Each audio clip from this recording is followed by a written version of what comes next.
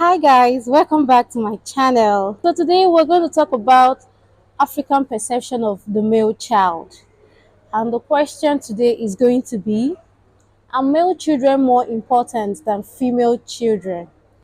As an African, as a Nigerian, and as an Easterner to be precise, right? I always had this perception that male children tend to be given more privileges than the female child. I mean, nobody really taught me that, but I just grew up to see that. Because in an average African home, starting from when the child is born, you can tell from the excitement when they announce that, oh, there's a baby boy, oh, a bouncing baby boy.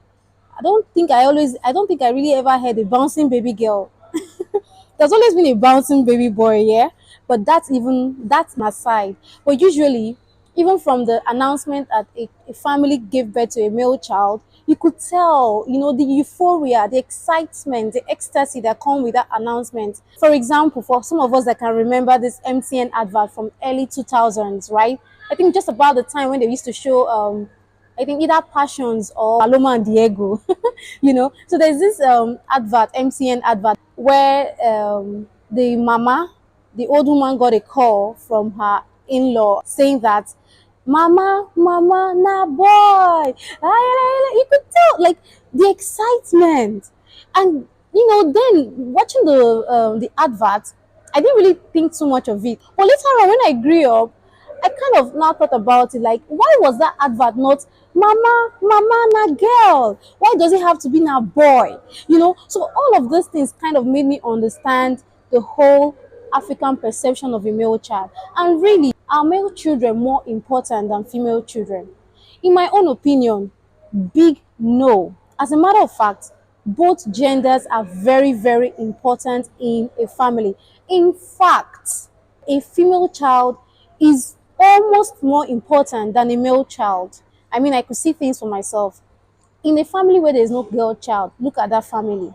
The boy child or the boy children in that family need to really step up their game, to act both genders towards their parents. When the parent gets sick, probably when they are all old, I mean, the man would get married, have his own family, while the female child would also get married and have her own family.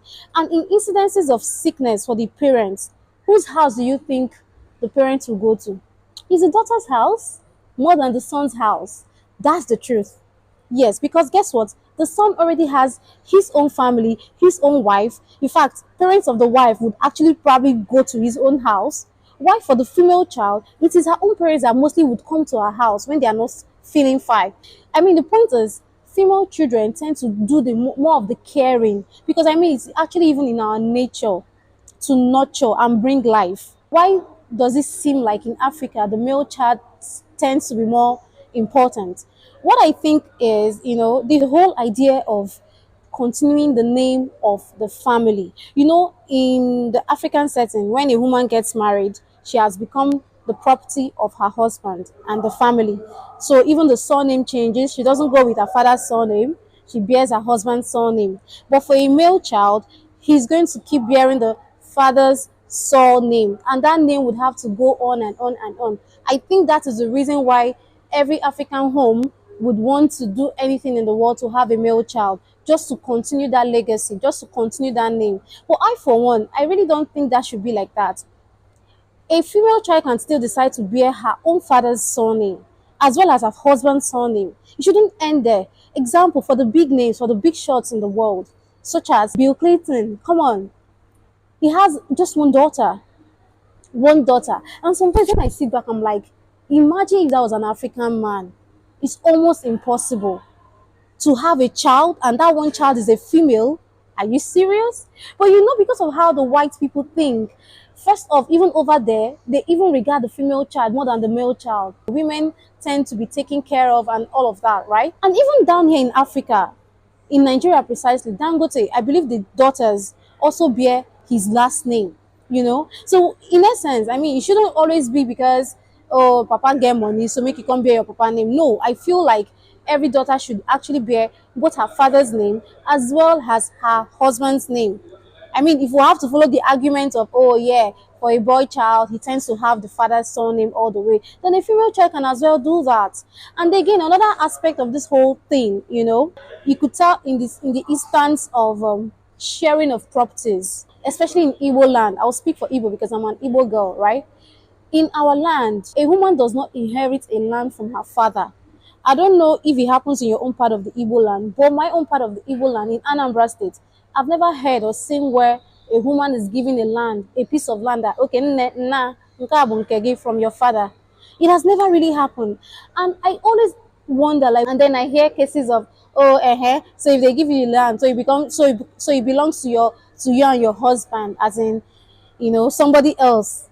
And I'm like, I'm still your daughter. I am a part of this family. I should have my own land. It should be an inheritance for me too. It doesn't have to always be the guy, I mean the boy child that should have all of this. The female child should also be able to enjoy some of these privileges of being a part of the family. So for me, the issue of the African perception of the male child, I think it should actually be revisited. A lot of reorientation should be taken, should be given, in that regard. Honestly, we need to really desensitize our mind. We need to treat each child equal, be them male or female. I don't know. I think it's probably from our tradition, our ancestors, and I think the Yorubas don't do like that. Yes, the Yorubas don't do like that. They actually share the properties, even to the daughters. That is what it should be.